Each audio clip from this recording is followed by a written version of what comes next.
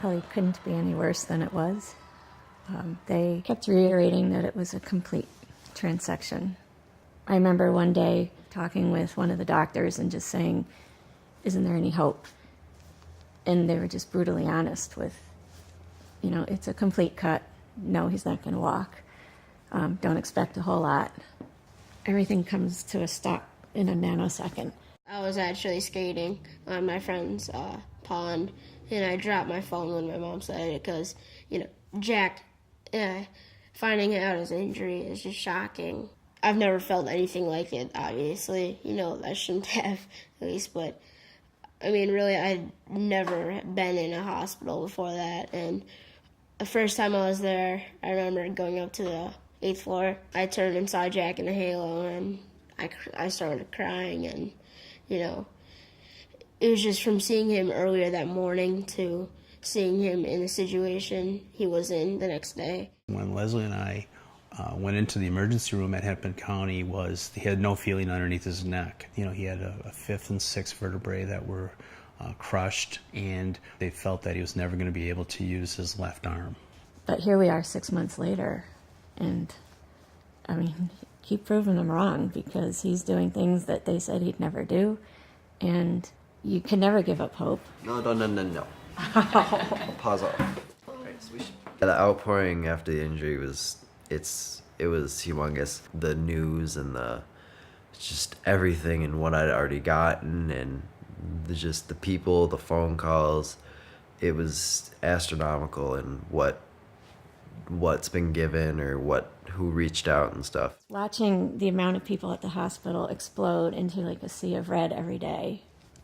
People we knew, people that Jack knew, people we didn't even know that well, people coming from all over that heard his story and just wanted to come, tell us that they were thinking of us. Our friend told me, watch out, you might get a phone call from an unknown number, and I was just, it was running through my head who it could be. It might be an old family friend. And then I answered the phone, and it was this, deep voice, and I said, hello, who is this? He said, Zach, pretty soon. I was like, oh my Lord. And then, Steven Stamkos called and promised Jack a goal, which was really cool, and sent us a pair of jerseys, which was really, really cool. And then you get calls from Wayne Gretzky, which is just, is this actually happening? It's almost contagious that they believe that he's going to succeed and he's going to walk someday, and we all believe that. But I think that has really helped him quite a bit. It's like, oh my gosh, you can move, and I'm like touching my face. I'm like, I've been doing that for like 2 months or something. So, and then you're like, do this, do that. I'm like, oh, do it again. It's like, no big deal. So it's kind of eye-opening just to realize, just in public, like 2 people like that I've never seen before, that just you wouldn't expect, like, following a story like this, just how they're like just watching this and how touched they are just because I can touch my face. It kind of just made me feel that I know I have someone behind me and all these people caring for me and my injury. I can't go a day without somebody coming up to me and asking me if I'm Jack's mom and telling me that their family is praying for us. Things like that just mean the world to you. And, people apologize for coming over and talking to you, and I don't want anyone to ever apologize for telling me that they're thinking of us. And all of that together has just made a world of difference. We don't live day to day, we live hour to hour. And a lot of times we haven't had a chance to really thank all the people that that have been supporting us, and it just really means a lot to everything that they've done. I always say it, but I just can't thank everybody enough for what they've done, and I really sincerely mean it. We had no clue what we were in for, especially once we got out of the hospital. You can't really do anything on your own. You can try, but it's tough. Just every little thing takes a lot of effort. It just couldn't have happened without the help of all these amazing people that have come forward and out of the goodness of their hearts have said, we're honored to help you. I'm honored that they're coming to us. They're making a dream come true and making our lives as normal as they can be. The way that I was 6 months ago to now, it's just, I'm totally different than what I used to be, and no one knows about it because no one would know. I had no clue. I'm getting used to it, but obviously as I get stronger and better at doing things, I'll be able to do more on my own. But right now, I just basically need an assistant almost all the day. The main goal is to get walking and just be normal again. But as of right now, I'd say try to get hand movement. I mean, that's the most important at this time, and just work on a lot of trunk control right now, just balancing, and I'd say just getting stronger mainly, just being able to do more stuff on my own, be more independent. I can't imagine being told that you're never going to walk, never going to be able to use his arms, and he's already proving the doctors wrong. It's been amazing. He's kind of done a lot of different things that no one ever expected. He uses his left arm that they said he was never going to use his power chair. He's able to pick up food with his right hand and feed himself. He can easily brush his teeth with that hand. Medically, it's this, but for some reason this is really unique, and he's just, getting better and better every day. He does therapy 5 days a week at Courage Center, but he does the ABLE program, which is a far more intensive type program. I should say it was developed by the Christopher Reeve Foundation for very intensive therapy, which rejuvenates the muscles and reconnects with the brain. The ABLE program stands for Activity-Based Locomotor Exercise, and it's an intensive fitness and wellness program. There was a whole committee of people that went around the country, looked at all the research to figure out exactly what it is we wanted our program to entail. And after that planning process, then we started a pilot program where we kind of practiced the different theories that we understood from our research and from the other programs and things that we know based on our knowledge base here. We've got a lot of experience, but now with all this cutting-edge research and technology and things that are coming just in the past, 10 years really that it's been started, we have been able to do a lot more new and exciting things. I'm gonna stick around and watch Joe. No, I didn't even know when he came in. When did Joe come in? Came in like the 7th or 8th. Got a 2-out single up the middle. Classic. Yeah, that's Joe. classic Joe. Ground ball up the middle. Yeah, sorry. The retraining is really retraining the nervous system and helping the spinal cord remember what to do. The spinal cord is very smart, and it remembers, once we do that retraining, it remembers what to do. Right, left leg back.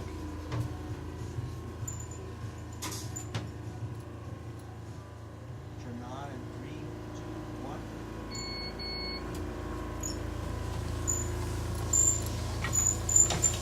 Beat your record today? So is it a record-beating day? OT is really important, PT is really important, but then you add this ABLE on top of it, and it's just getting everything active again and moving body parts around and getting his insides going and hopefully reconnecting muscles and memory and firing things up and having it communicate with the brain. The Neuro Recovery Network, through the Christopher and Dana Reeve Foundation, their mission is to develop new interventions for people with spinal cord injuries and to test them out and to have them be evidence-based. So they look at the research to see what's out there and then test out all these different interventions. So it's a great resource to us to know that the things that we're doing are proven and effective, and we know that they make a difference for people with spinal cord injury. There you go. Move that weight onto that right hip again. Keep it on the left. Okay. All the way up straight. It's shocking what he can go through and what he can handle, and put a positive spin on it and keep fighting. He'll have his down moments, and but he always gets through them, and he'll walk one day with his determination. He will. Oh my god. Go. Come on. There you go. Breathe out. Tall. Shoulders back. There you go. Every spinal cord injury is different, and they're all on different timetables. You see certain people advance very quickly, I think what's on Jack's side is, one, he's a 16-year-old and he's growing. Secondly, he's an athlete and he's very goal-oriented, and when people say he can't accomplish something, he's definitely determined to prove them wrong. Oh. Failed the driver's test right there. we're always working hard, but yeah, we usually try to stay loose. It gets to be long, but it's obviously worth it in the end. Especially these first 18 months, it's really important to do excessively hard therapy, and that's the best time to recover. So there's only one way to go, and that'd be up for me. So do you feel how you kind of fall to the right a little bit right away when I let go? Yeah, because you take the weight off of that. There you go. That's a lot better. Nice. Pull yourself up. Until these programs started, people would do traditional therapy. The therapists really focus in on getting them in their wheelchairs, making sure they, have a way to get around and can be as independent as possible. And that's really where the traditional therapy leaves off. And the difference is now is we're really looking at recovery. So where before people kind of had their end point, and now we have this whole other continuum of things that people are able to do where we don't know what the end point is now. Lean back just a little bit. There you go. Now hold it. Use your abs and pull yourself forward. There. Things are changing that we just never expected. There's people that have these complete injuries that they say they were told in the hospital they would never get off the vent. They would never move their arms. They would never be independent in anything, and they would be dependent and in a wheelchair forever. And now we're seeing people that, things that they're doing are just amazing. We have people that are starting to take steps that should have never been able to do that. I had a person who just the other day, she was able to stand up and give her mom a hug for the first time since her injury. So I think that those quality of life things that are changing for people, when they have the hope and the optimism and just the chance at things that they never had before, I think is amazing. 40. I think it's huge, such a big part of the rehab, and we're so lucky. There are only 5 in the country, and we have one right here. And, we get to go to Courage Center, and Jack does it. He does the treadmill, the part in the harness 3 days a week, and then he does the FES bike and, other stimulating exercises. I've seen huge difference since he started doing that.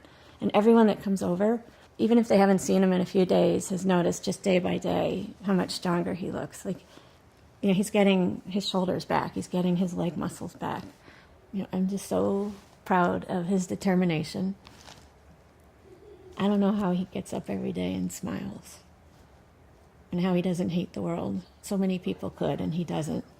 I'm so proud of Max as well. I mean, that kid is a 13-year-old whose life was just flipped upside down, and he's handled it so well too. And I think he's handled it because of the way Jack has handled it. And I think all of us are looking at things positively because of Jack and his attitude. This could be good. I would never want to go back to that day or 6 months ago, but I just look forward to moving forward, so to speak, and having him continue to do things that he shouldn't be doing. A goal is to make his life as normal as possible. He wants to get back to school. He wants to go to college. He wants to have a career. It'd be great to see him have a family someday. No. But no one else wants to eat them after you do that. Fine with me. We're lucky that it happened now and not 5-10 years ago. And there's just so much going on. And we need to keep Jack's story going, to keep all that research and everything going. I want him to be part of these programs that are, maybe unique, that seem like they're going to make a difference. Most importantly, it'd be great to see him get up and walk and skate.